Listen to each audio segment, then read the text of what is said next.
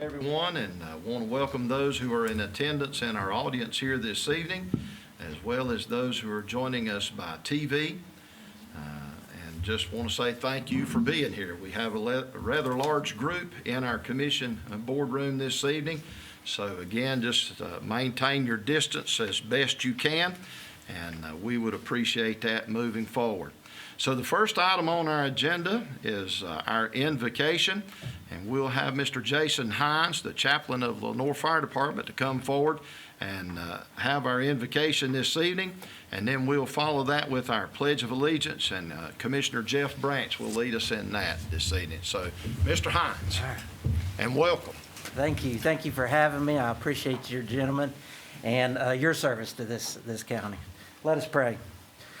Father God, we just come to you, Lord, and thank you for the life, bread, and salvation you give us through your Son, Jesus.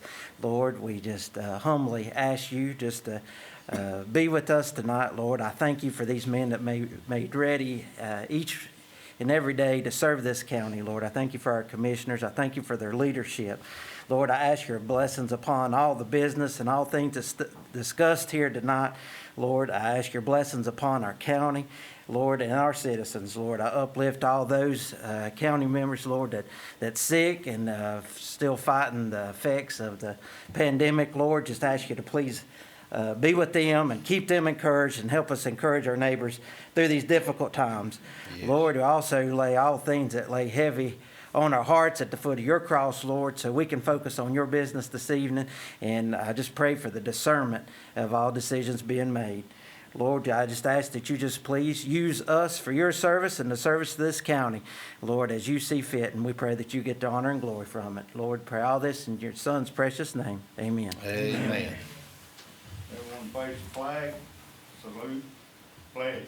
I pledge allegiance to the flag of the United States of America and to the republic for which it stands, one nation, under God, indivisible, with liberty and justice for all. All right, thank you, everyone. Our clerk, I think, is joining us via telephone tonight, and so I'll ask out into the vast space of the telephone, is there any amendments to our agenda this evening, Mr. Clerk? Mr. Chairman, reporting from the other side, there is one recommended amendment for the agenda this evening, $238,402 pass-through funding from the Women's and Children's Health Section and Immunization Branch. Funding would go to our health department to help conduct mass COVID-19 vaccinations. All right, so we'll add that as item J under the consent agenda. Yes, sir, consent agenda. All right. With that, do I hear a motion that we adopt this evening's agenda? Mr. Chair, I move this evening that we accept this evening's agenda as the county clerk has presented. All right, any discussion or comment? All in favor signify by saying aye. Aye. Any opposed? And that motion carries. And the first item on our agenda this evening is an EDC incentive request, Project Explode. Ms. Deborah Murray, our EDC Director. Well, good afternoon, or evening, I should say.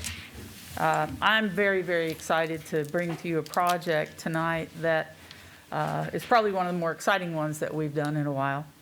And this particular project, the company Project Explode, is an existing manufacturer in our county who is going to be adding to his footprint with the purchase of a new building. He'll also be doing renovations at the new building as well as at his existing building. This particular project is part of a larger project. The city of Lenore last week approved to be the co-applicant for a building reuse grant that will be approximately $10 million in new private investment.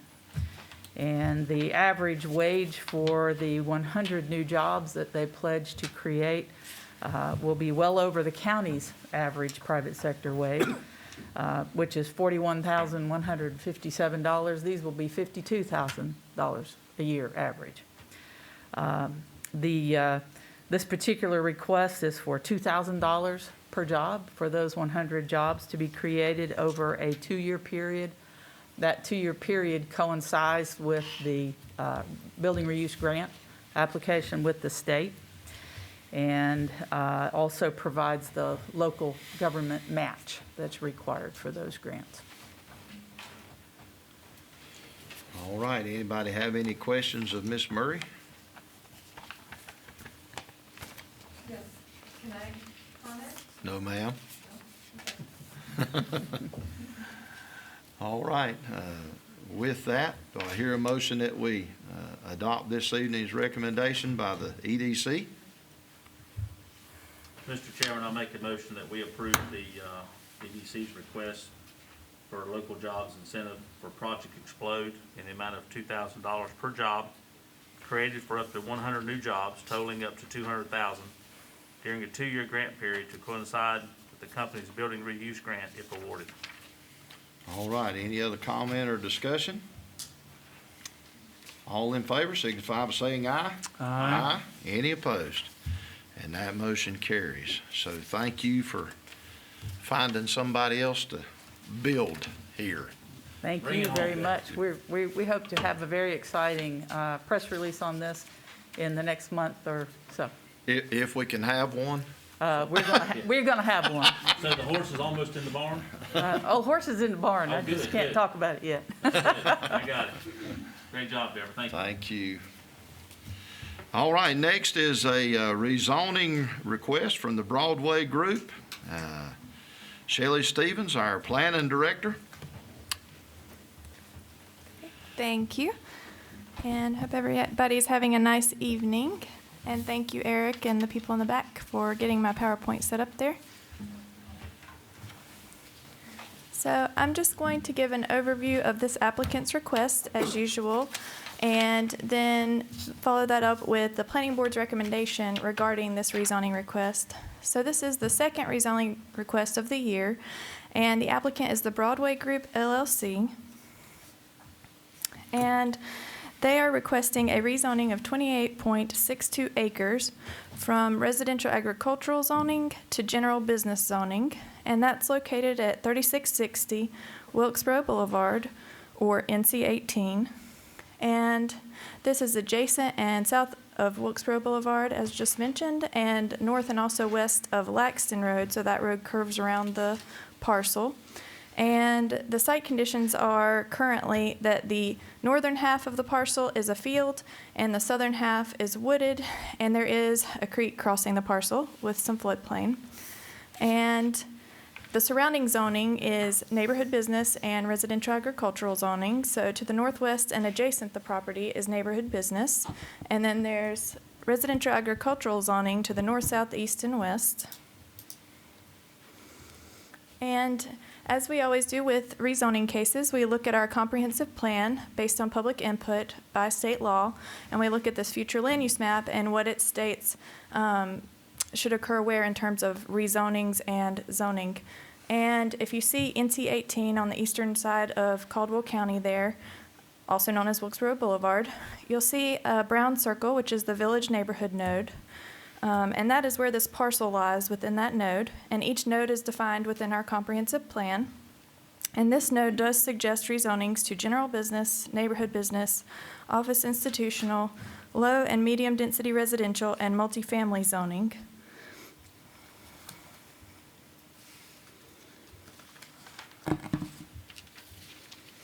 And here is an aerial of the site with the surrounding area, so you can have an idea of what it looks like geographically.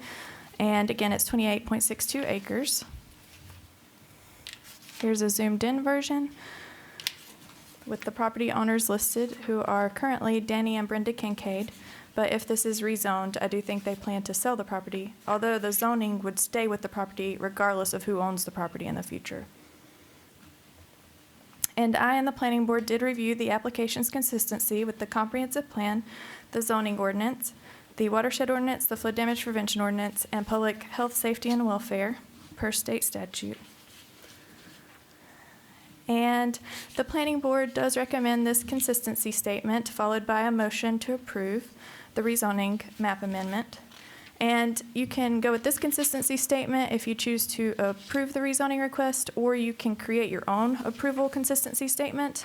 Or alternatively, if you choose to deny the request, you can create your own denial, or you can use the draft denial in your packet and adopt that as your own, filling in the blank for the reason for denial. And again, a consistency statement, and for those who don't know, is speaking to the consistency of the rezoning request with the comprehensive plan. It's required by state law. It also speaks to the health, safety, and welfare effects of the rezoning on the surrounding area. And that's, again, for the rezoning itself, meaning any potential use that could go in the general business district in this case. And if nobody has any questions, I'm not sure if the applicant wants to speak as well, but I'm happy to answer questions as well.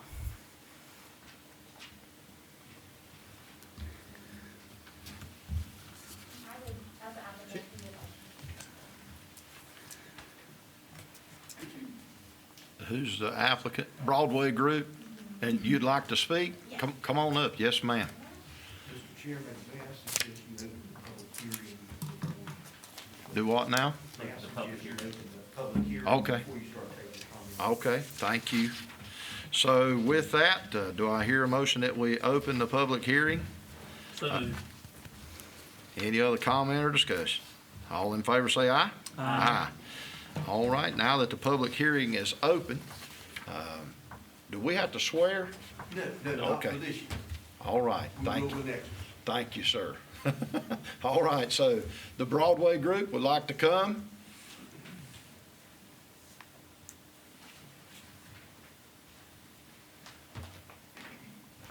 Good evening. My name is Christina Moore. I'm with the Broadway Group. We're obviously requesting your approval of this rezone from RA20 to general business.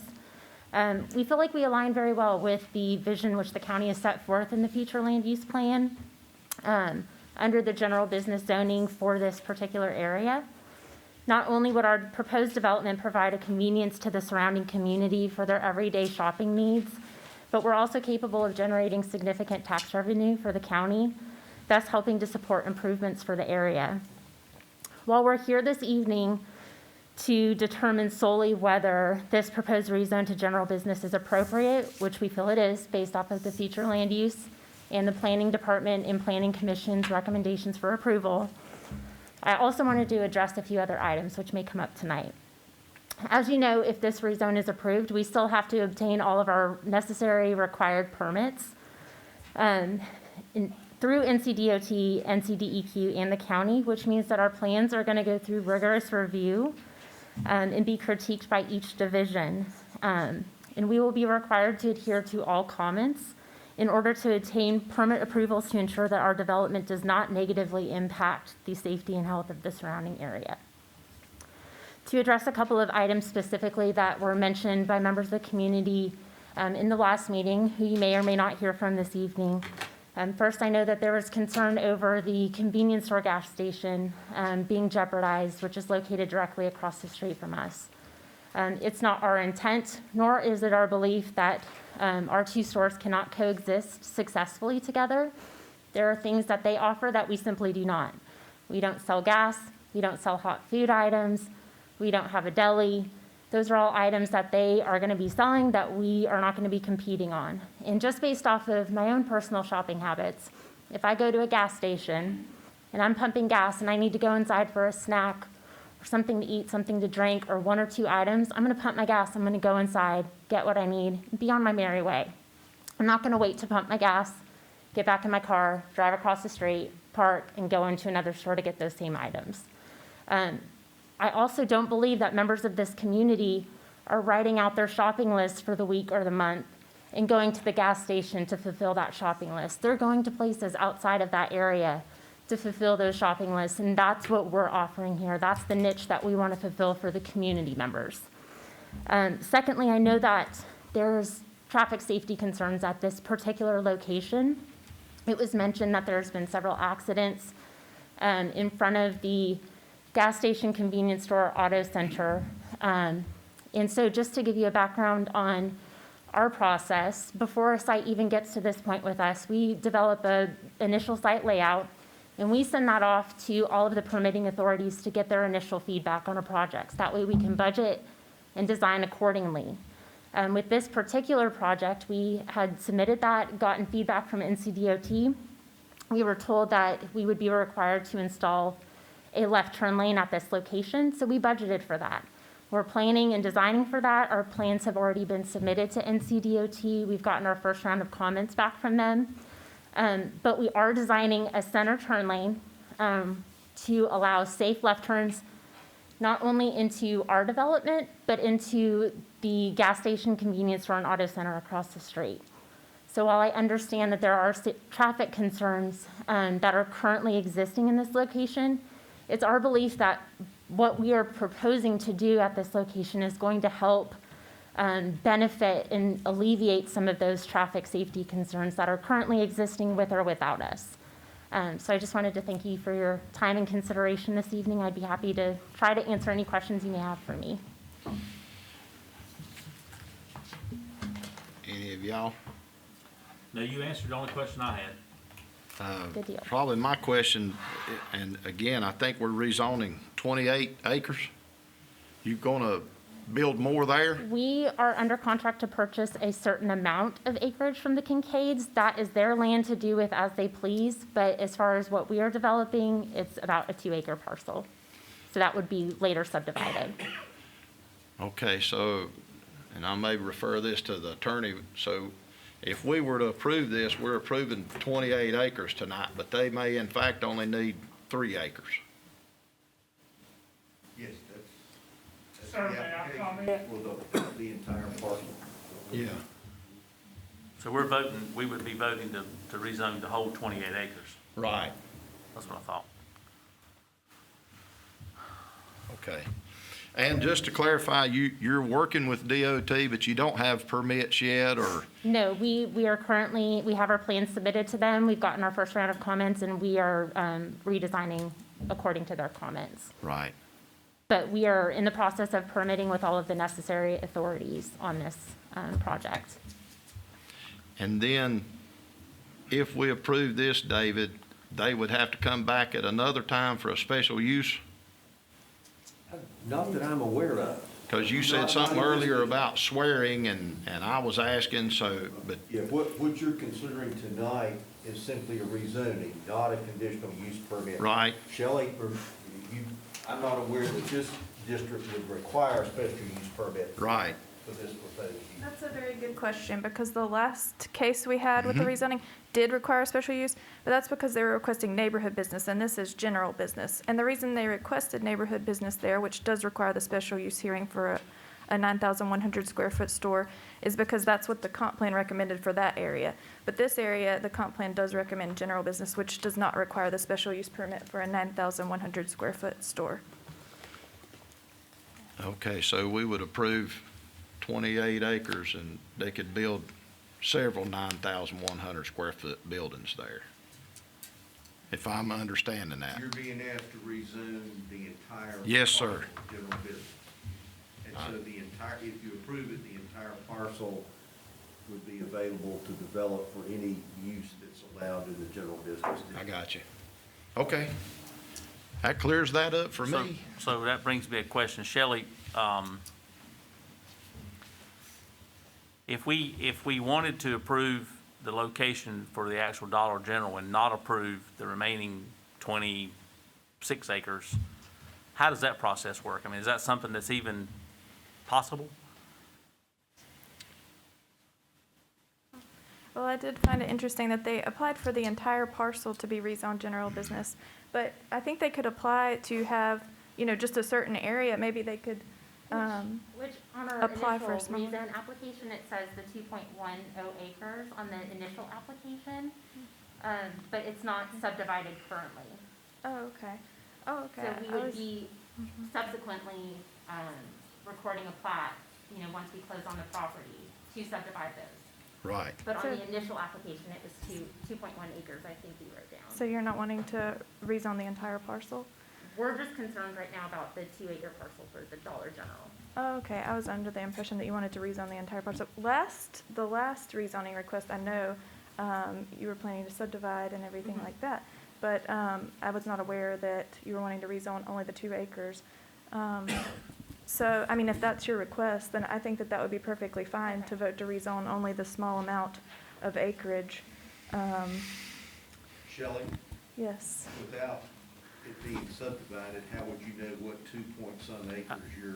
That's what I was getting ready to ask. Yeah, they didn't have it drawn out exactly, but I mean, I guess theoretically, they could know the points of where they would like to rezone that 2 acres. But yeah, I mean, that's a valid point.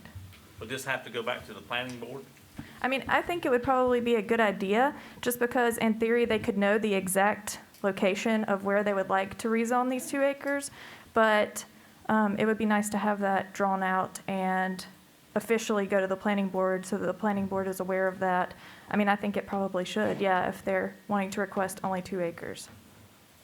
So speaking to, which I'm not going to speak for them, but if they are wanting to or rezone their entire parcel, then We want to hear from the Kincaids, Right, we will. see what the plan is. So, I mean, we can hear from the Kincaids, and certainly there's 5, 6 others, I think, signed up to speak, so. So Yeah, don't go anywhere, we may have more questions. Yeah, I'm going to go sit back down in my little chair and I can. Unless Commissioner Wilkie, he's got something he says. You said you spoke with DOT already. Have they done a traffic study at all? No, they did not require one. I know that when I spoke with Carson Fisher today, that they, at somebody's request, they were going to pull a crash study. But they've not required us, and I don't think that they mentioned to you any sort of like traffic impact study at this location being required. The left turn lane that you're speaking of, would that be on Highway 18 or would that be? Yes, it would be right there off of. So I would think they would have to do some type of traffic study to put a turning lane in. That would be up to them. I mean, I don't dictate what they require, but obviously if they require us to perform a traffic impact study, we would be more than happy to do that. Like I said, they're not going to give us an approved permit until they're satisfied that what we are building and developing and proposing is going to be safe for the community. So like I said, currently, they've not required us to do a traffic impact study. They've only required us to install that center turn lane for the benefit of both our property and the property across the street. Thank you. I think there's already a turn lane there, isn't there? Right now, it's just hatched out. So this would be we're actually widening the road Yeah. there and installing a center suicide lane to make left turns into the gas station and make a left turn into our property safely. All right. Well, if nothing else, we'll get back to you if we need to. Don't go nowhere, yeah. We'll ask Brenda Kincaid and Danny, do y'all want to come together? I'll let her cut first, and then I'll cut. Oh, okay.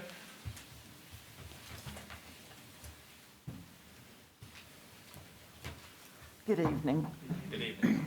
Because I grew up in the Kings Creek community, and I've always worked for and with that community, Danny and I made a decision that we would again work for the community in trying to bring some kind of convenience store or shopping area there to Kings Creek for the convenience of the community. It's a tough decision for us to make because we didn't really buy the land to sell it.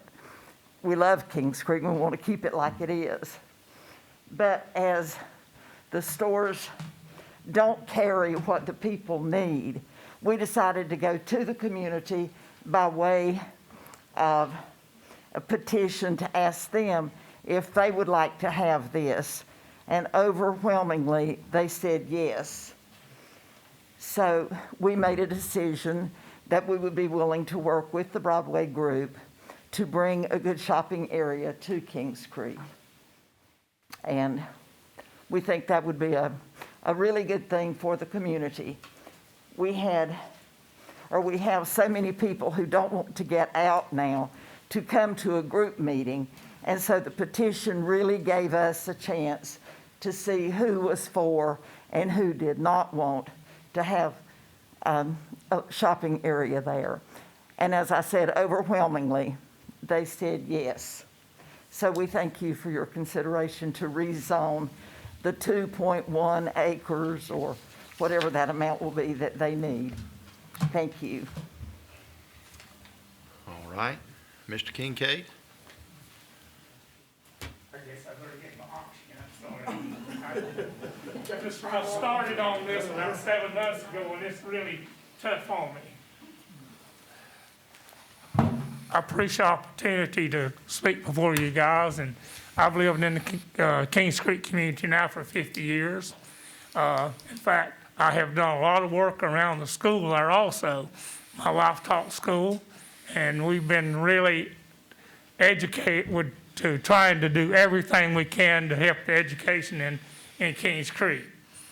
This store, that the Dollar General, that we're proposing or hoping that you guys will help us with it, rezoning, there used to be 2 more stores there at Kings Creek.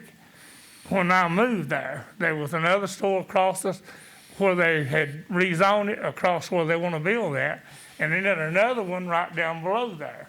So I don't know if you guys even remember anything about that, but there really used to be a couple of stores in there. But anything that you guys can do to help out the community there, which people don't like these. When I went around with my wife and there were several people that went around and tried to get people to say yes or no, and most everybody wanted the store because they didn't want to have to drive to Boomer or you drive back up here. I appreciate the consideration if you guys will help us out. Thank you. All right. Thank you, sir. Mr. Kincaid or Ms. Kincaid, what are the plans with the other acreage that they don't want, that they're not going to build on? What's your plans for that? We have acreage in Kings Creek, and we don't plan to do anything with it except let our family farm it. Okay. There's right at 200 acres there, and we're not doing anything else with it. This is, But how about the other 26 acres? no, That's a nothing. part of the farm. Okay. So It's it's, farmland. all right, so it's not important that you get that zone? We don't want Okay. that zone. We don't even want zone. Okay. Real nice tree stand down that bottom, I'd say. It looked nice down there. I used to go up and down, I did. That was sure. All right, so the first person that is signed up to speak is Charles Woody.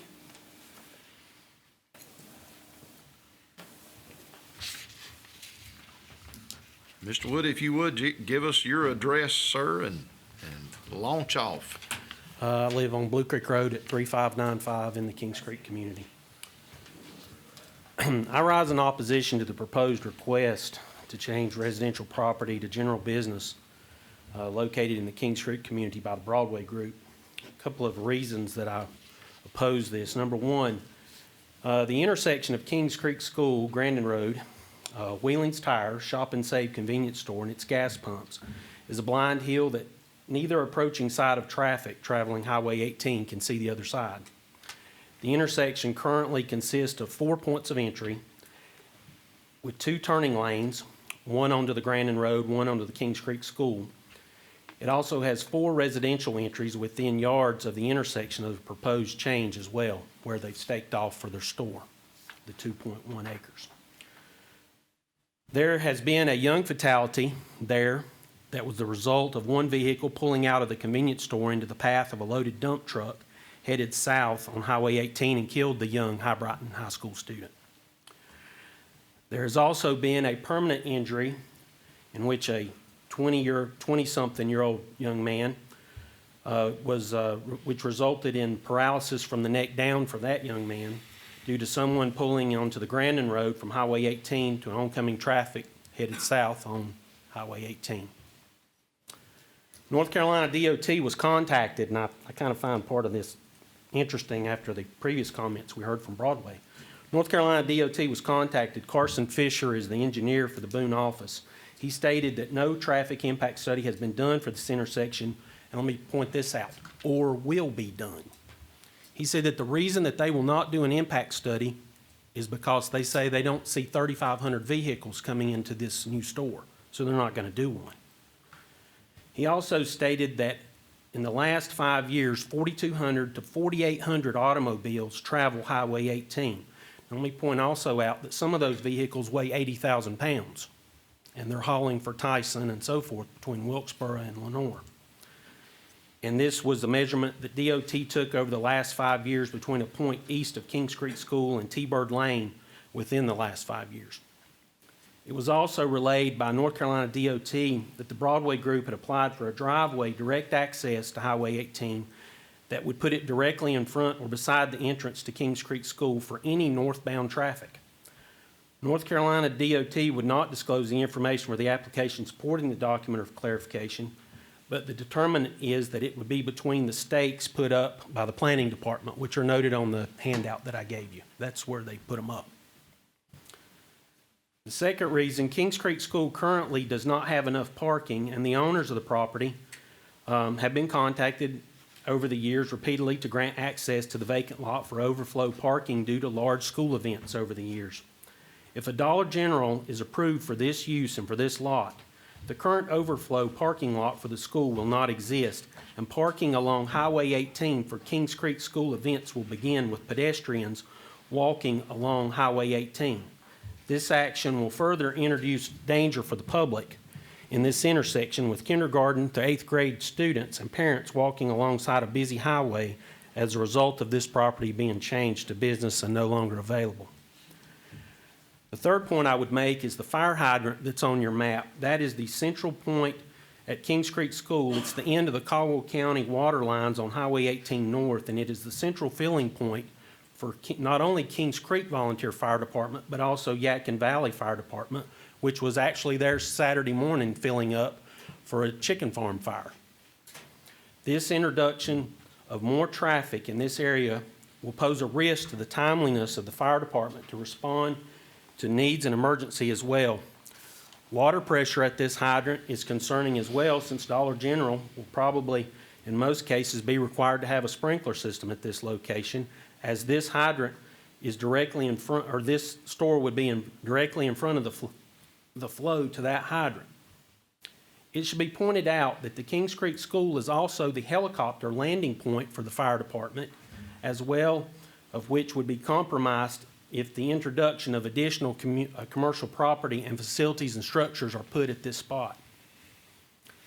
Currently, Dollar General is located in Lenore near High Brighton High School, and noted that it did not gain access to Highway 18 via DOT.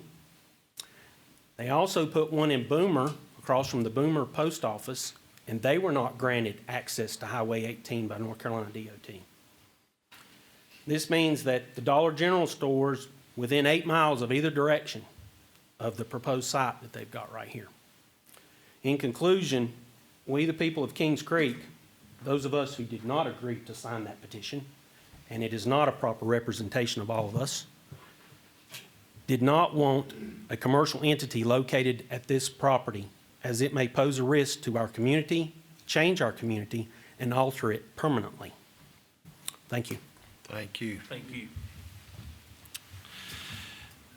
And I'm having some trouble reading these names, so you'll just have to bear with me, but it looks like Jan Wheeling, maybe?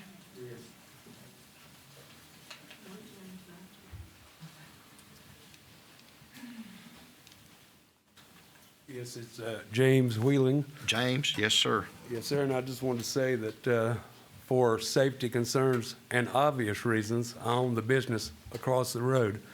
I oppose, and I just wanted to say that Saturday evening at 6:30, I put these papers in the store, and I laid one out in my garage today. So in a few hours, I've got some petitions, if I may.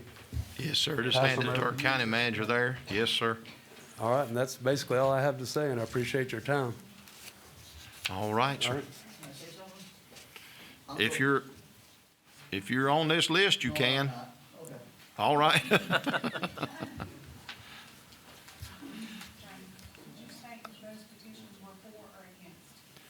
Next. Petitions are against, by the way. Right. Do you know how many signatures are on there, sir? Almost 300.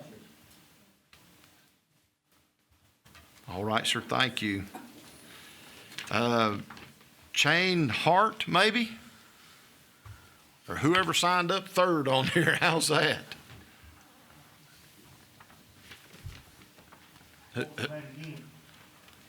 It looks like Hart or Kent. I'm not sure.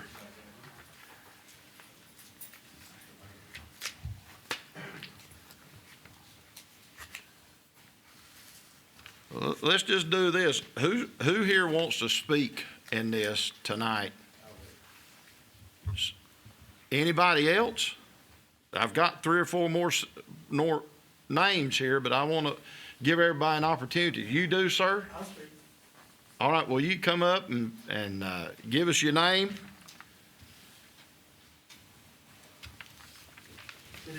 Good evening. Nice having me. I'm Cecil Hunt. I live in Kings Creek area. I live at 4732 Grady Place. And I am on the fire department there. Anywhere you go in North Carolina, and I've been on numerous fire departments, I have had traffic accidents that I responded to everywhere in North Carolina. On North Carolina roads, there's going to be accidents. I believe the people have done the study with the DOT that they agreed to do anything the DOT say, and I had to drive that fire truck. I responded to everything that he said, the fatality and everything. If they do the study, I don't see no problem. So. All right, sir. Thank you for having me. So you're in favor of it coming there? I'm in favor. Okay. All right, sir. Yes, sir. Give us your name and. Jay Patel, 1941 20th Avenue, Hickory. I own the Shop and Save, formerly known as Willings. I've been there for 9 months. And I changed everything around. I'm asking customers what they want. Like she said, that's nothing customer that can't get. I'm trying to ask customers what they want, trying to get that in, change the whole store around. And yes, it will hurt my business being a Dollar General there, but the store's been there for 55 plus years. And the gentleman here, Danny, said that he's been there 50 years. How come that he didn't do nothing about it? Or how come there's another store been there where Dollar General never applied to be there in the last 50 plus years or 20 years or something? So I would say where I'm at, King Street, going down either directions, is 5 minutes that way or 7 minutes that way. Come to the town or go down to Boomer. It's not that far if you gotta go to a grocery store or a Dollar General somewhere else. So I don't think that Dollar General should be every 5 miles. And I have customers petition that's being signed in my store, my man here looking at it, were saying, truck drivers, every time they turn around, Dollar General, Dollar General. Do we really need a Dollar General? That's my main thing. And big stores coming like that stuff hurting the small business all around. So the big store's a big chain, I get it. I got kids and family that I gotta feed. That's my bread and butter. It will hurt my business. I will still fight. I'm not gonna back down. If your Dollar General do come there, I'll fight them as much as I can. That's all I gotta say. Thank you. All right, sir. Thank you. How about Morton Smith, perhaps?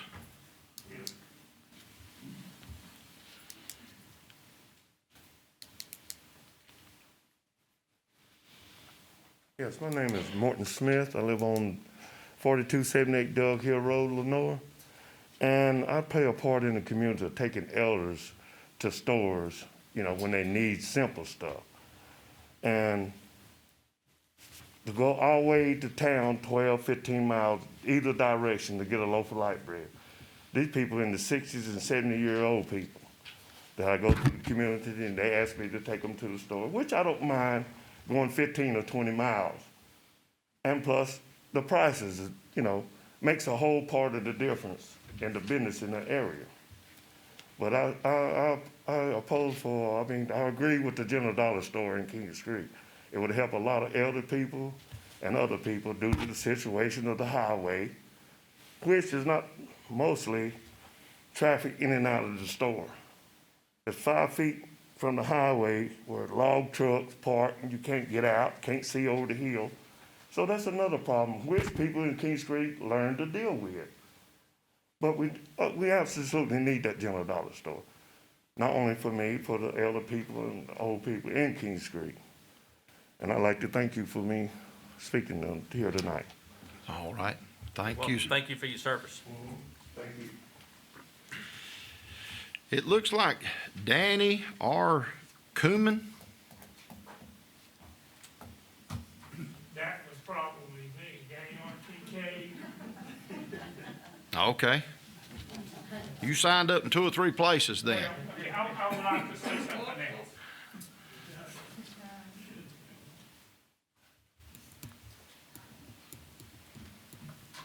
The gentleman, not right then, but before me, said that Kings Creek School needed a parking area. They've always used the parking area where we own. If they would like to have another parking area, I still have a lot of land right there next to that they can use another parking area for the overflow. They don't have to go along the highway or any place like that for that. All they would have to do was put a little gravel out there, and I would sure help them put the gravel, because that is no problem there at all on that. So I just want to let that clarify that right there. Thank you. Thank you. Thank you, Mr. Kincaid. Is there anybody else here? I mean, I've missed somebody here that signed up, and I don't want to cheat you out of your opportunity to speak. I'm kind of like at church. I give everybody a chance to testify, right? Good evening. My name is Evan Whitford, and I live on 4732 Grady Place, and I've been in Kings Creek now for 69 years. And just like Danny was saying, that there had been 3 stores in there years ago.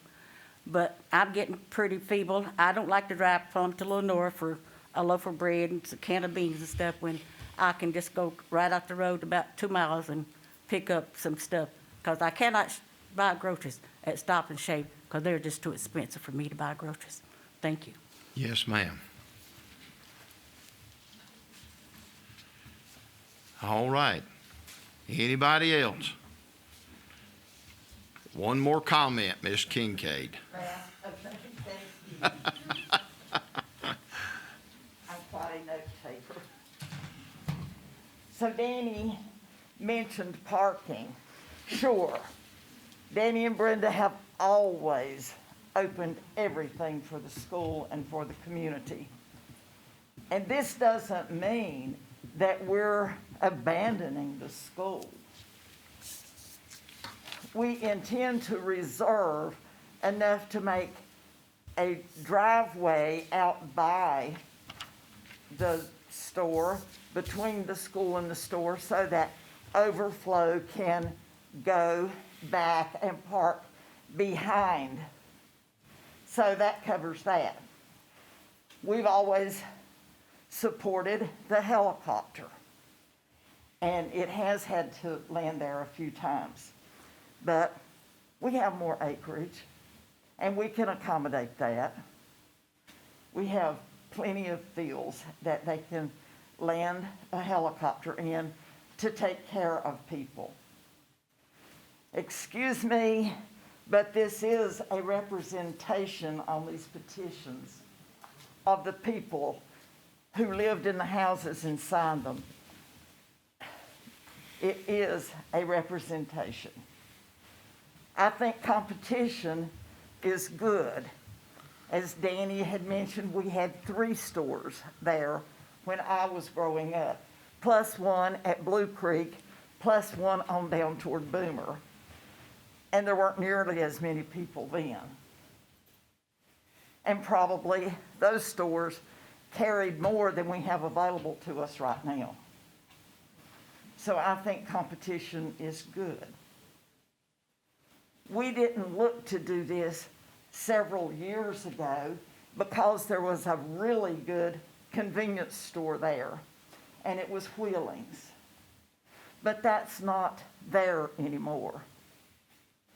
We can't go buy what we need there because the store isn't stocked. So that is why now, after all those years, we would be in favor of allowing another sales area to come in. And I think that covers my notes. And again, I thank you very much. All right.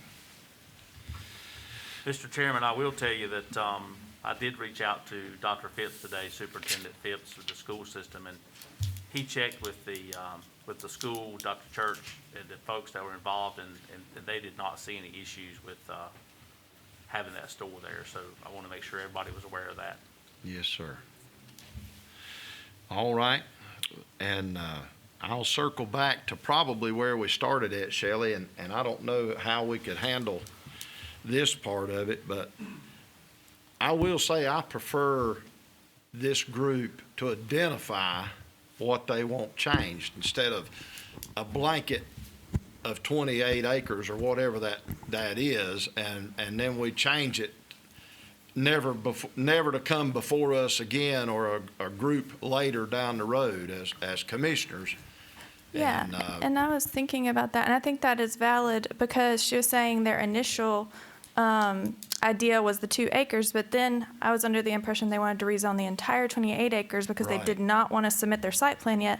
But I guess the reason they didn't want to submit their site plan, which includes the 2 acres, is because they didn't want people to get confused about what a rezoning hearing is, which a rezoning just applies to the property itself for all future users. So they didn't want people to think that necessarily it was specific to Dollar General. Right. But I thought they were also wanting, I was under the impression they were wanting the entire 28 acres rezoned. But I think if they're willing to submit that site plan, go ahead and submit that to show the acreage, but not to show the actual items like the parking and the layout of the store. Then I think because she was saying that they were wanting that, then that was probably just a misunderstanding. I think that would be valid if that was what they were seeking. Yes.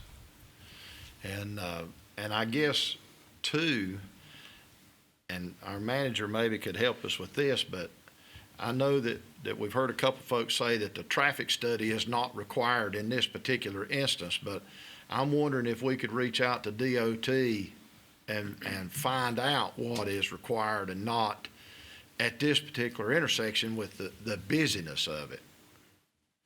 And I don't, again, Stan, you may have something to that effect. If we could reach out to Mike Pettyjohn or somebody, I just think that we need to know what an impact this is going to have at that intersection.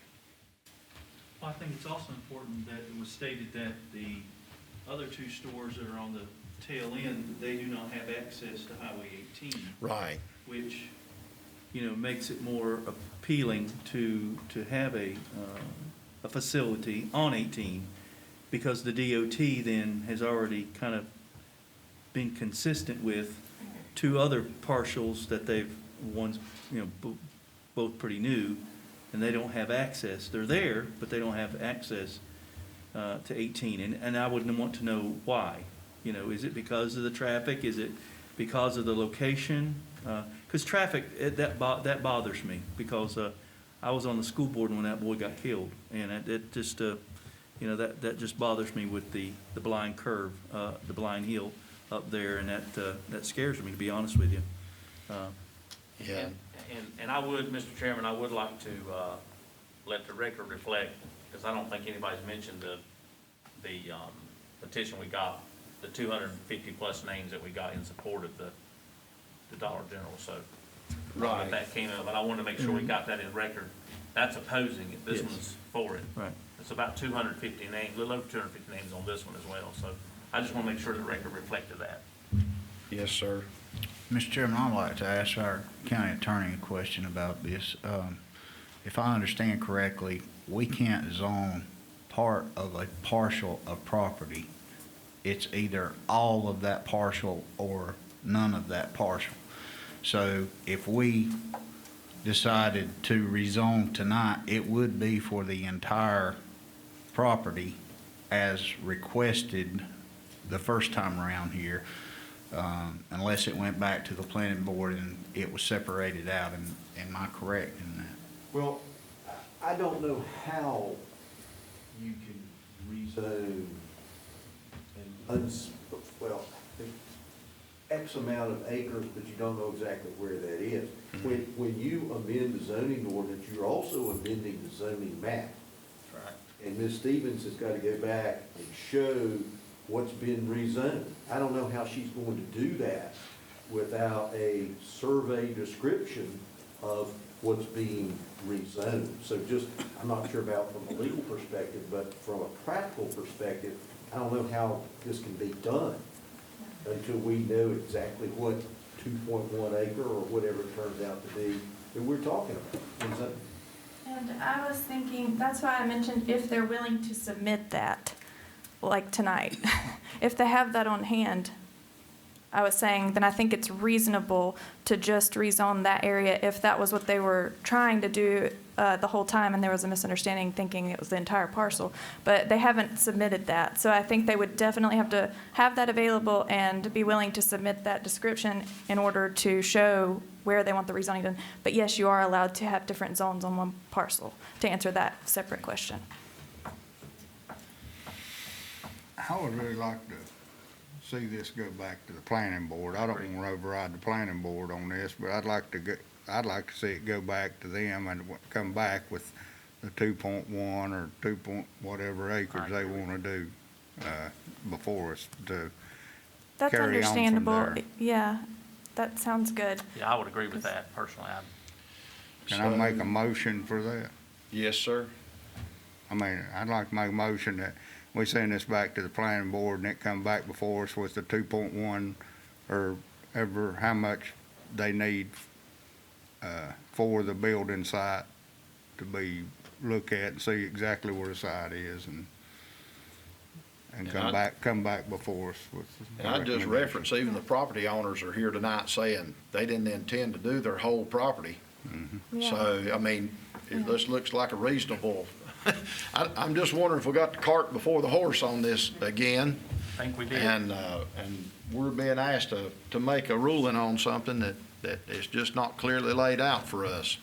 And to tap into what Commissioner Branch has made his motion is, again, I think we need to be reaching out to the DOT and asking some of these questions and having that at the planning board level as well, and notifying those folks.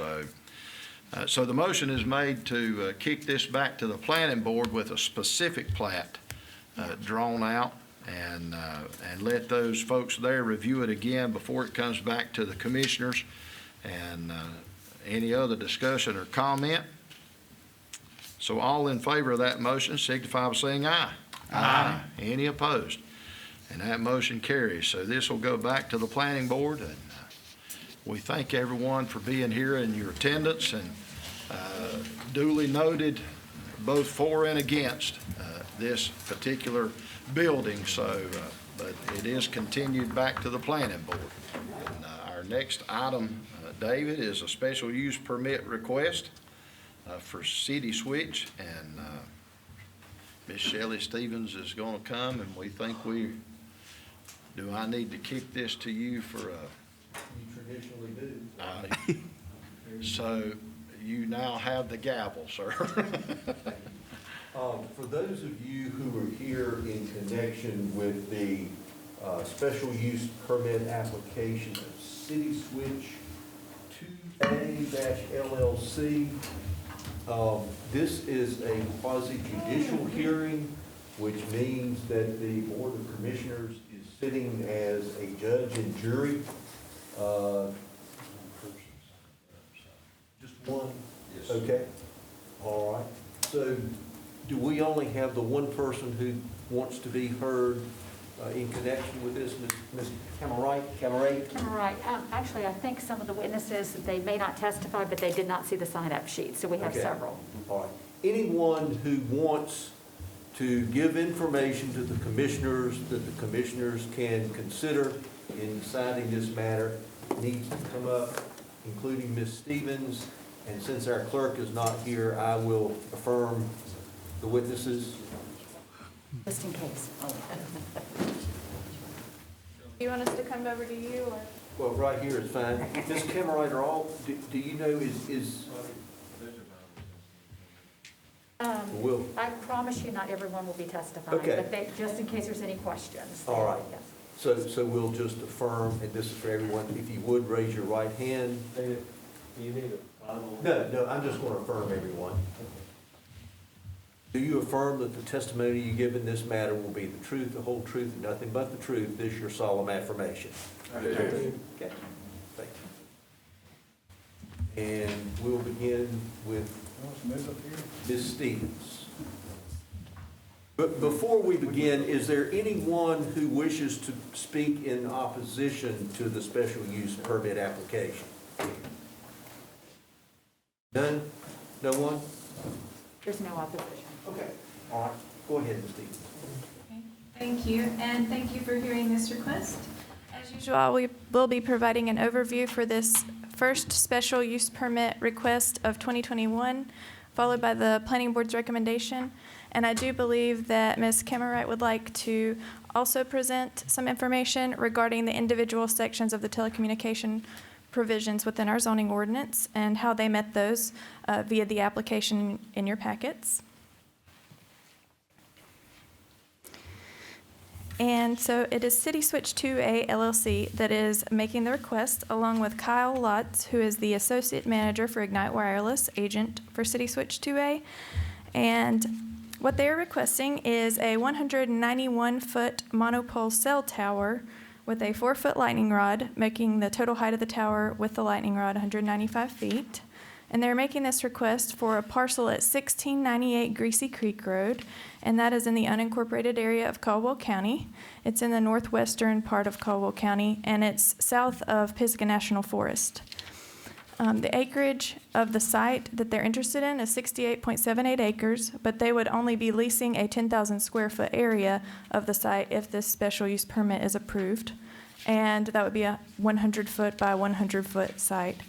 And the zoning of the parcel in question is residential agricultural zoning, which does obviously allow cell towers via special use permit. And the elevation at the location at which they would like to locate the tower is 1,537 feet. And the surrounding land uses are residential homes, vacant wooded land, and farm and fields. And it's all zoned RA20, like this site.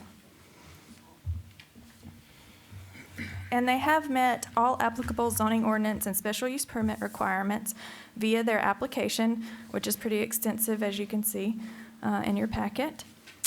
And that does include public health, safety, and welfare, because that is a component of the conditional use provisions within our zoning ordinance. So that is one of the items they have to meet per the zoning ordinance. And they have met that, in my professional opinion, and in the planning board's opinion, as well as the other conditions listed under the telecommunications section of the zoning ordinance.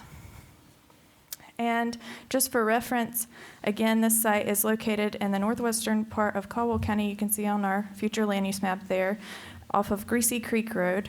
So that's south of Pisgah National Forest. You can see in dark green in the northwest part of Caldwell County. And that is an area that the comprehensive plan recommends low density uses. And the proposed site is not in a special flood hazard area or in the watershed protected or critical area of the county, which is in the southern part of our county, adjacent Lake Roadhiss. There are also no historical sites, archaeological artifacts, or endangered species that would be directly affected by the proposed tower, according to the NEPA findings that they had to submit per federal law. And they have, again, met all of the requirements of the zoning ordinance, which are quite extensive. I'm happy to go through each one, but I believe Ms. Camerite wants to address those. This is the site itself, again, 68.78 acres, and that 10,000 square foot leased area would be in this upper northwest portion of the parcel. You can see the text bubble points to it, so that's where that would be. And again, it's for a 191-foot tower. And this is an existing right-of-way that's already located at the site, shown from a picture from their application. It's 30 feet, and it has 12 feet of gravel, and they would maintain that, as well as the site, per the requirements in the zoning ordinance. And this is what the tower itself would look like, with space for 4 carriers, the first of which would be AT&T, which does provide FirstNet for emergency responders, and I know Ms. Camerite is definitely going to go into that. That's also explained in your application, but they basically have priority access via FirstNet, the AT&T offers. And the planning board's recommendation is approval. And the applicant has provided, as usual, a draft findings of fact document, if you do choose to approve, that is included in your packet. And that's where we always include that, but I also handed out an additional copy in case that's handy. Now, if the permit is denied, the original board fact finding will be required, as the reasons for denial can't be assessed, in advance of the meeting, given the planning board and staff believe they meet all zoning ordinance requirements. And the county attorney can help you with that process if you do choose to deny the request, the fact finding process for that would lead you to that denial. And again, the planning board's recommendation is approval of the special use permit. And I know that there are several people, as David noted, that would like to speak. Ms. Stevens, I should have asked you to do this to begin with. Let me have you to identify yourself for the record, please. Okay, no problem. I figured you might ask that. So Shelley Stevens, Caldwell County Planning Director, and I am obviously the staff member working on this project for City Switch. Ms. Cameron, do you have any questions for Ms. Stevens? I do not. And let the record show that there's no one here to be heard in opposition, so there's no one to cross-examine Ms. Stevens. Any member of the board have any questions for Ms. Stevens? The only question I've got, Shelley, is this cell tower going to have a separate own driveway, or is it going to share a driveway with something else? Do you know? So the driveway is, the property owners are going to maintain ownership of the driveway, and as far as I know, are the property owners, oh, here they are. It's hard to tell with the mask on. They're going to build, there's already a dirt road. They're going to gravel that and put in tiles. So that road's going to be theirs. The only shared will be right at the gate, just right down the hill to where they turn to that road, and the other road goes up to our neighbor. I got you. Well, the reason I'm asking is we have another cell tower that shares a driveway, and there's always argument over who takes care of the road, who needs to maintain the road, and all that stuff. So that And was they have agreed to fix the 12 feet of gravel. I talked extensively with Ms. Cameron about this. She said there was existing 12 feet of gravel, but maybe that's a... That's just right at the very beginning. Okay. Okay. But that's why they chose to go that way, because... So they'll come up the driveway and then veer off the right-of-way, the current driveway. Right. I got you. And they have agreed to maintain that as well. Okay. Well, they'll maintain from the gate to that turn. Right. I got you. Sir, let me ask you to Yes, I'm identify sorry. yourself for the I'm record, please. Gary Jones, property owner. And were you affirmed a few minutes ago? Yes, I was. Okay, thank you. Any other questions? All right, thank you, Ms. Stevens. Ms. Cameron? Okay. Thank you.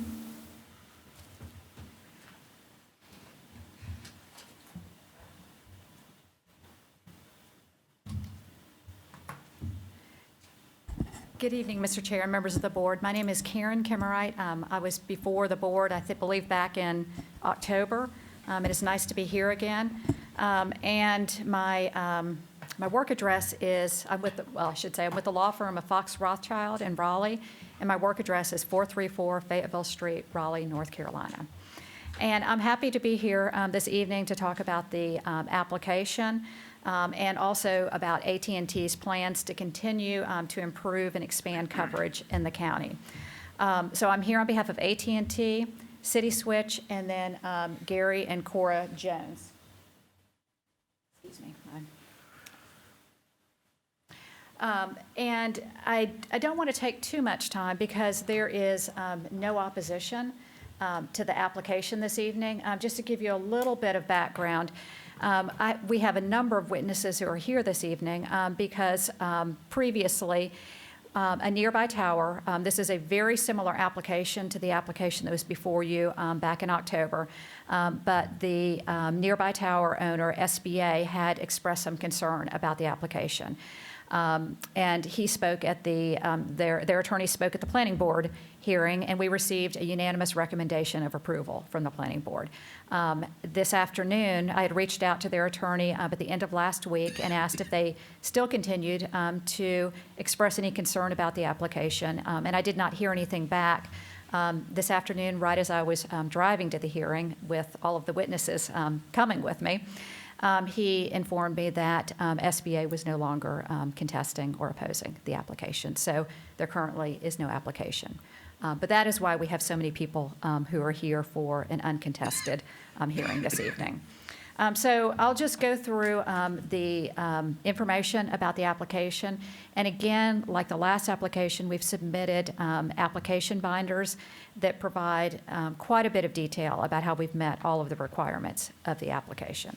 But this is our application for a special use permit so that City Switch can construct a 191-foot monopole with a 4-foot lightning rod.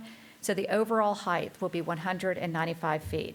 And that is, of course, so that AT&T can improve coverage in the area of the county surrounding the Joneses property. It's also another site like the last one that was before you for the First Responder Network Authority so that coverage can be provided for the first responders in the county. And so this tower is an important part of AT&T's efforts to invest in the county and to improve the coverage for the residents of the county. And we have included under tab 26 of the application an article that was in the local paper back at the end of November, on November the 30th of 2020. And the article was entitled, "AT&T Launches 5G in Lenore." And there are some quotes from the local representative, State Representative Destin Hall, who expressed support for AT&T's efforts and encouragement for the efforts in the county. And then we've also provided under tab 23 of the application an email from Senator Warren Daniel, and his email is dated January the 13th of this year, and he expresses support for this tower as well. And so I'd begin by pointing out that, as I mentioned before, that this tower is very similar to AT&T's other application that was heard in October of last year. And like the previous application, there is a nearby SBA tower. And just like the other application, the SBA tower is only 110 feet in height, and there's already a carrier on the tower. So AT&T would be located at a much lower height, and the coverage that would be available from the SBA tower would not be sufficient for AT&T's objectives, and so they would not be willing to locate their antennas on that tower. And so Ms. Stevens has, over a course of several months, she's performed a very thorough review and analysis of the application materials that we submitted. And after her very thorough review, she has made the determination that the application is complete and it's thorough and that it meets all of the requirements of the zoning ordinance. And so the staff's recommendation is for approval. And again, the planning board also, as I mentioned, unanimously recommended approval. So to provide a little bit more information about the site, the Joneses property is located at 1698 Greasy Creek Road in Lenore. And the tower itself will be located directly east of Greasy Creek Road and south of Highway 90. And the Joneses property is a large 65-acre parcel that's zoned RA20.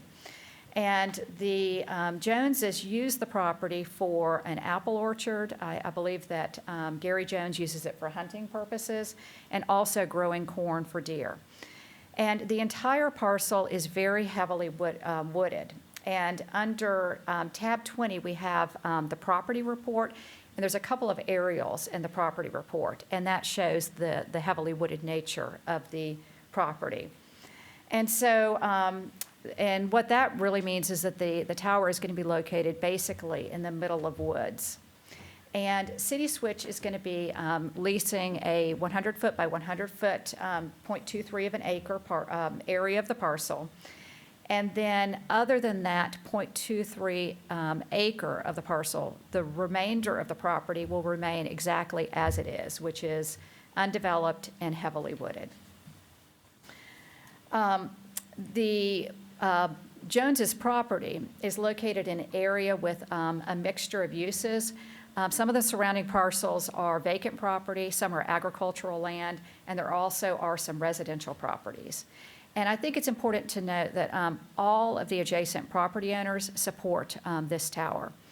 And you'll be hearing from, I believe Corky is going to be speaking, Corky Jones will be speaking, and she has obtained a petition with 116 signatures, all in support of the tower. And there has been no opposition from any of the surrounding properties. And as Ms. Stevens mentioned, AT&T will be located at the highest location on the tower, which will be at the 185-foot location. And that's so that AT&T can provide the most coverage that's possible in the surrounding area. And there will be room for AT&T, FirstNet, and then 3 additional carriers that can come and really improve coverage in the area. And to provide some information about FirstNet, I talked about this back in October, so I'll just very briefly remind the board. But FirstNet has entered into a 25-year nationwide partnership with AT&T to build the first nationwide wireless broadband network for first responders for use during times of disasters, emergencies, and also daily safety work. So the tower is not just important for AT&T, but also for FirstNet and the first responders in the area. And we've provided under tab 7 propagation maps. And the propagation maps show that there is currently very little coverage for AT&T in this area. And so once the tower has been constructed, AT&T will have excellent coverage. The propagation information also provides some information about the SBA tower that's located about 0.27 of a mile away. And if AT&T were required to put its antennas on the SBA tower, the antennas would have to be placed at the 100-foot level as opposed to the 185-foot level. And then plus the elevation for the SBA site is lower than the elevation for the Joneses property.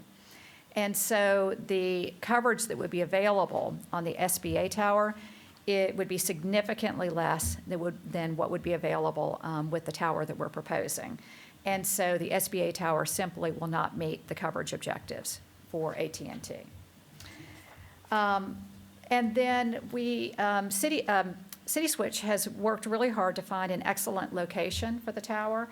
And I think that that's clear because they found a location where there's no opposition and only support for the tower.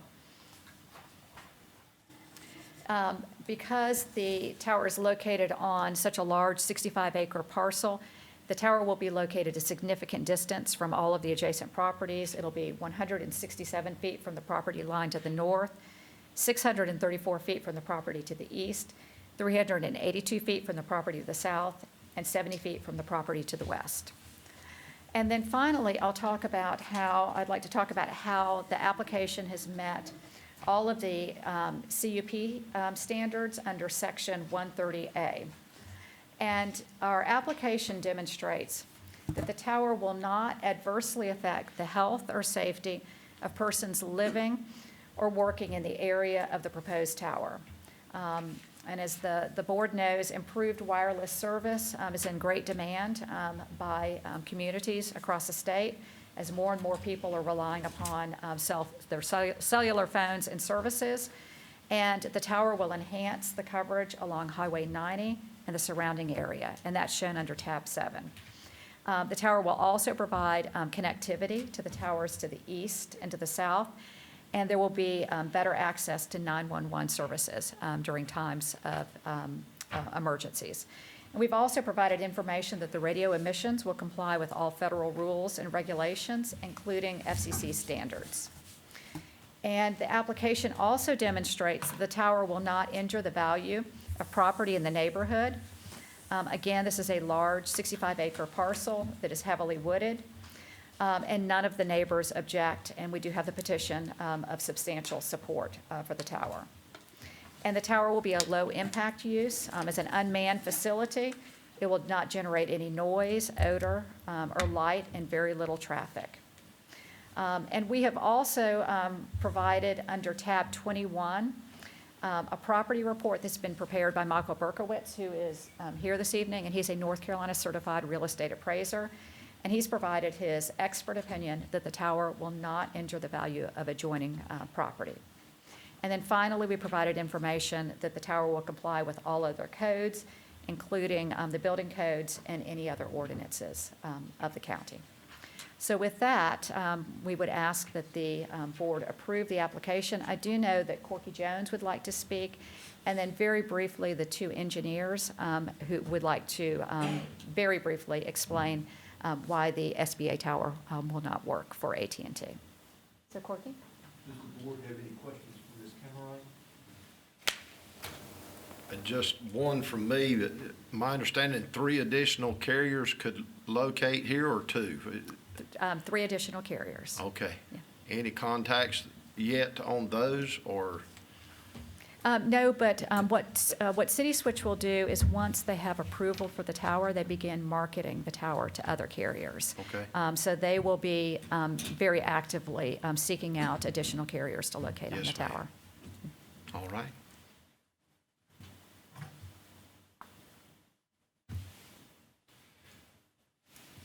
Can I make a statement as she comes? Can I make a statement?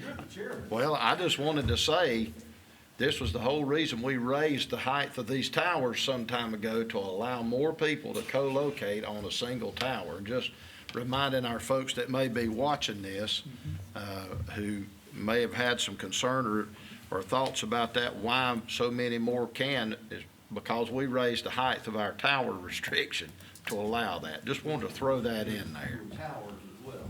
All right. Thank you. My name is Cora Jones, better known as Corky. AT&T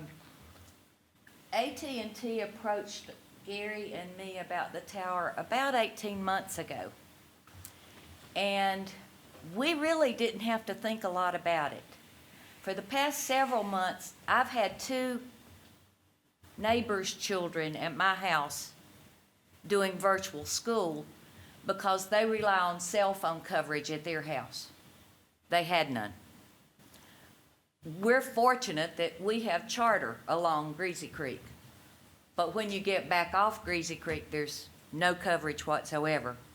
So we almost immediately agreed that we needed a cell tower in that area. In addition, we're in Collettsville quite often. We use the medical center. We go to the store.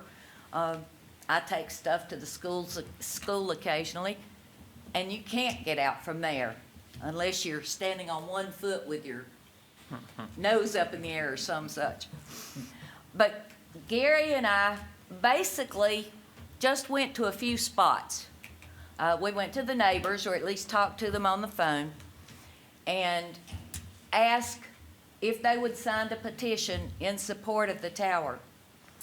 We got 116 signatures, including signatures from the Collettsville Fire Department, Collettsville School, Collettsville Medical Center, Collettsville Post Office, 4 churches, Mollvale, Rocky Springs, Berea, and Confidence members signed our petition.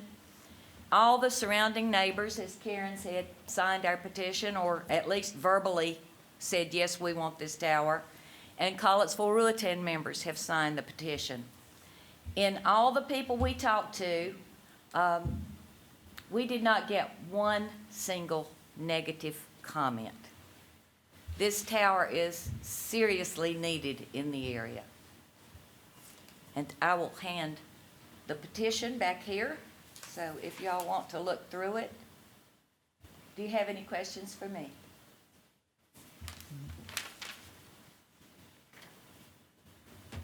Thank you. Thank you.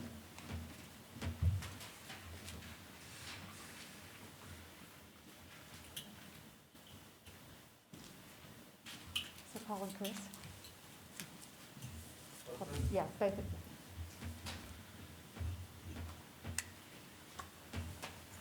These are the 2 engineers that we talked about the need for the tower. Can you begin by stating, Chris, you first, your name and address and your credentials, please? My name is Chris Warren. I'm a licensed professional engineer in the state of North Carolina, practicing electrical engineering. 20-plus years of experience in radio frequency systems, including cellular radio base stations. My address is 202 West Lexington Avenue, High Point, North Carolina, 27262. I've been retained by Fox Rothschild LLP, the legal firm representing the applicant City Switch. Paul Procharka, I work for AT&T. I'm the lead design engineer for this area. My address is 4100 South Stream Boulevard in Charlotte, North Carolina. I've been in the telecommunications wireless field for about 20-plus years with 6 years prior military service as well. And so, Paul, can you, in your own words, explain the need for the tower and why the SBA tower will not work for AT&T? Yeah, basically, AT&T, to meet our objectives, we have to be at the higher rad center. You know, elevations is everything, you know, sight lines, and we have to be at that 185 foot to meet our objectives and tie into our existing network, basically. So, and the SBA site would just not work at that lower height, so. And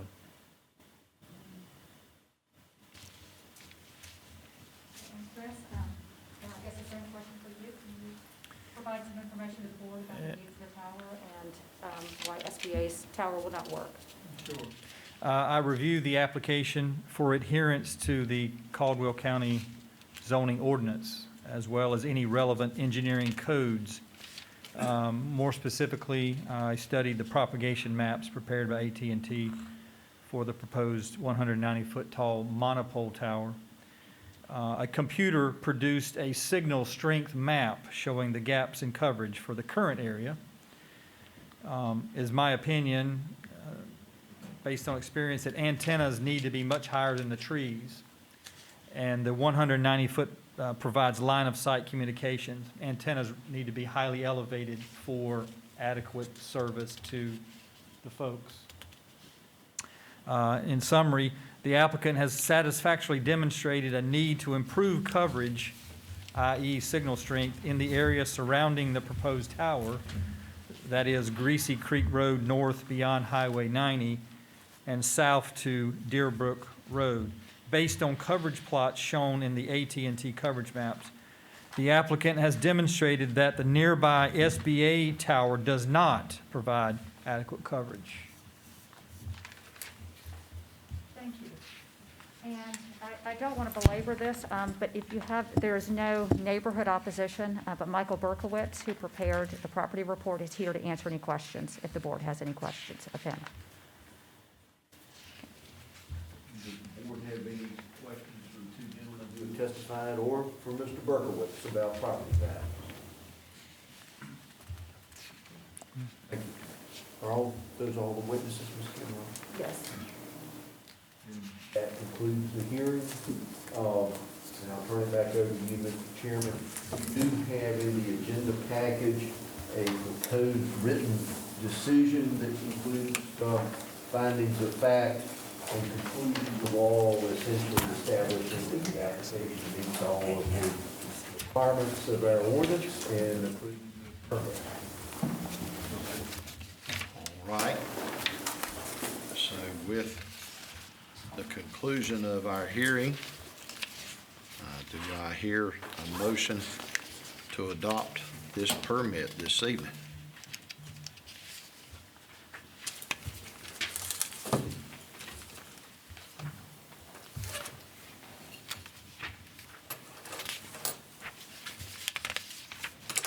Well, Mr. Chairman, I'll make a motion to approve this cell tower as presented. Together with the findings of fact and conclusions of law. Yes, sir.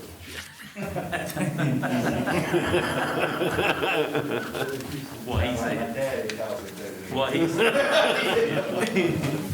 And we can dispense with the reading of all those findings of fact, Yes, sir. can't we? Yes, sir. All right. And so the conclusion is that we're going to adopt upon the recommendation of Commissioner Jeff Branch. So I'll call the question. All in favor signify by saying aye. Aye. Any opposed? And it carries unanimously. And we thank you for all your due diligence and work and effort put in to helping our county and the communications within our county, because I know that it's much needed in the Collinsville community. Thank you. So thank you. Thank you. Thank you, guys. That might throw me in a deer platform. I asked that, and they said no. And I gotta move the one I got right there.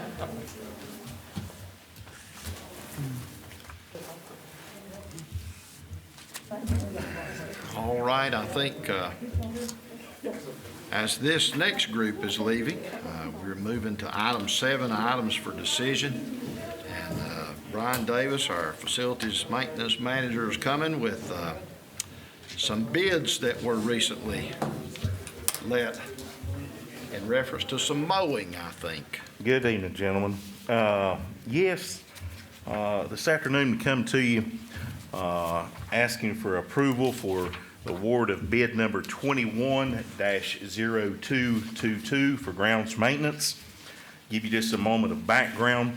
On January the 22nd of this year, at the request of the Board of Commissioners, Caldwell County Public Facility Services solicited a request for bids for ground maintenance to provide professional loan ground maintenance for 30 county facilities and properties.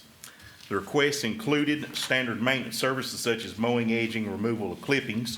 3 businesses met the pre-qualification requirements, including applicable insurances: North Carolina Landscape Contractors Registration and North Carolina Pesticide License.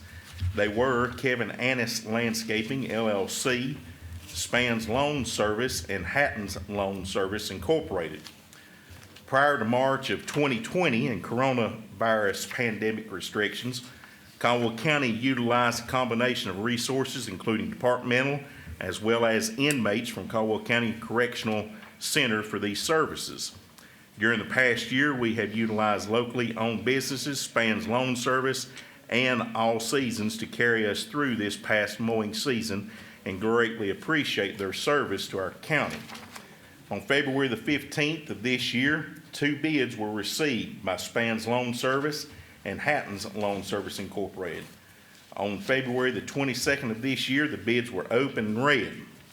The item for decision tonight is Caldwell County Public Facility Service requests the award of bid number 21-0222 to Hatton's Loan Service Incorporated for grounds maintenance with a weekly total of $3,335. Spans Loan Service also bid to provide ground maintenance services. Their weekly total for service is $4,200. So the recommendation tonight is to have the Board of Commissioners to formally approve Hatton's Loan Service Incorporated for a contract period of 1 year from the date of award to provide grounds maintenance to Caldwell County facilities and properties. All right. So upon the recommendation of our maintenance manager, what's the pleasure of the board in adopting this evening? Mr. Chairman, I make a motion that we approve bid number 21-0222 to Hatton's Lawn Service. For $3,335 per week. Yeah, that. All right. Yeah. So I'll open that up for discussion, and I just wanted to make a discussion or a point here and asked, I think, I was looking at it today, Mr. Manager, and I just wanted to make sure what a remedy would be if for some reason the person we award this contract couldn't honor it, if that makes sense. Well, there would certainly be a legal remedy, and I would think we could terminate the contract almost immediately, couldn't we, counsel? I haven't seen a written contract, Okay. but there certainly ought to be some termination clause for duty. When, if I may, whenever we sent the packet out for bids, and I'm not sure if the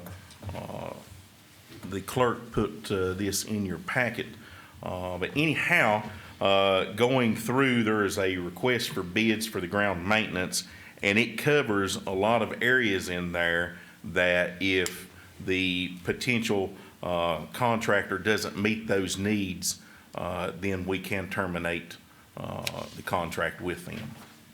And I guess my concern, and I'll just make it out loud, but it's a pretty huge difference, $865 a week that Mr. Hatton can mow this less than what Spans was doing. I'm just saying. So I'm good with that. Wonder if he'd knock another 1,000 off. It'd been nice if Annis would have put one in too, so we'd had something to compare it with. But Yeah. If you look back at the bids that were turned in, the two companies were neck and neck on each parcel of property, with the exception of the Sheriff's Department facility and HHS, that being kind of one big area, and then the areas at Wilson Creek, that's where the two differences come in at. All right. Y'all, anybody else got anything? Or? When will this start, Brian? Matter of fact, there's some areas that I've already planned on having them to start mowing next week. Okay. Grass is starting to come out, and my maintenance guys are actually going to be putting more fertilizer out this week with some barricade to try to combat some of the weeds. Is this gonna be a formal contract with them, or is it just gonna be Yes. kind of a verbal thing? No, this is Okay, formal. all right. is this gonna be fertilized, lime, all that No, stuff sir. too? It's just This is just mowing only. blowing it. Yes, sir. Mowing and weeding and edging and blowing off the certain areas every week. Did we, Unless drought weather comes in and things dry up. Yeah. Yeah. we didn't get a copy of that contract, right? No. Okay. Okay, I can provide you a copy of that. I'm sorry, I didn't realize that wasn't within the packet. Because I know in the past, and I'm just making light of it again, but at the HHS facility, there's certain restrictions there about the mowing can't take Yes. place at certain times. Yes, there are restrictions in there. The mowing within the island area, the parking perimeter of our campus at HHS and the Sheriff's Department, those islands can only be mowed before 8 o'clock or after 5 or on Saturdays. There cannot be any mowing taking place on Sundays. So all of that is spelled out within the contract. We've got mowing height of a minimum of 3 inches in there, things like that. I put a lot of stuff in there to cover us. And I'm just going back from my bailiffing days, but the courthouse probably falls under some of that too, Yes, doesn't sir. it? It can only be mowed before 9 o'clock in the morning or after 5 o'clock in the afternoon. Yes, sir. Or on Saturdays. Not much there, really. No, there's really not. It's mainly just that little front area and then down beside of courtroom 5. Yeah. But a lot of times when they're having Superior Court, you get those sounds coming in, and so the judge doesn't like They that. don't like So, that. right. Yeah, we've about been held in contempt before. Yes, we have. Yeah, trying to mow we the got run grass. off a couple of times over our weed eating and trying to beat rain, and he run us off, so. Yes, Never sir. done that. All right. So with that, we have a motion, and I've got my questions answered. Anybody else have any? All right, I'll call the question. All in favor of awarding Hatton the lawn service, signify by saying aye. Aye. Any opposed? And that motion carries. Thank you, gentlemen. Thank you, Brian, great job. Thank you. All right, and that brings us to our consent agenda this evening. Mr. Stan Kaiser, our county manager. Thank you, Mr. Chairman. We ask tonight for your approval of the minutes from the February 8th, 2021 meeting, your approval of the resolution requesting DOT repair of sinkhole along Highway 321 South, budget revision, Board of Elections allow expenditure of HAVA funds and CARES Act funds of $231,747. A budget amendment, revision, animal control, transfer leftover funds from the EMS-based construction project to the animal control architectural design project of $60,313. Budget revision for animal control of $34,000 to be added to previously approved appropriation for necessary repair as a result of a state inspection. Budget revision, $100,000 county match to support of Blue Ridge Electric project to bring high-speed internet to northern Caldwell County. We ask for your approval of a donation of a 75-inch TV from Aaron Furniture for the Southern Library. Budget revision, Sheriff's Department, $2,500 to cover Captain Mark Shook's retirement. This is from asset seizure funds. Budget revision, the Health Department of $34,762 for grant funding to upgrade Wi-Fi in the Health and Human Service Building. And 8J that was added tonight, a budget revision, Caldwell County Health Department, $238,402 to assist in vaccination planning and implementation of mass COVID-19 vaccination. All right, hearing the recommendation this evening, what's the pleasure of the board in adopting our consent agenda? Mr. Chair, I move that we accept this evening's consent agenda as the county manager is presented. All right, any other discussion or comment? All in favor say aye. Aye. Any opposed? And that carries unanimously. That brings us to appointments this evening. We've got 2 applications for the planning board. Dr. Jeff Church being one of them that currently serves. And then Kent Greer has submitted an application to serve on the planning board. And I assume both of these are to be appointed? Yes.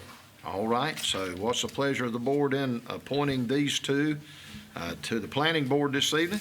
Mr. Chairman, I'll make a motion that we appoint these 2 gentlemen to the planning board.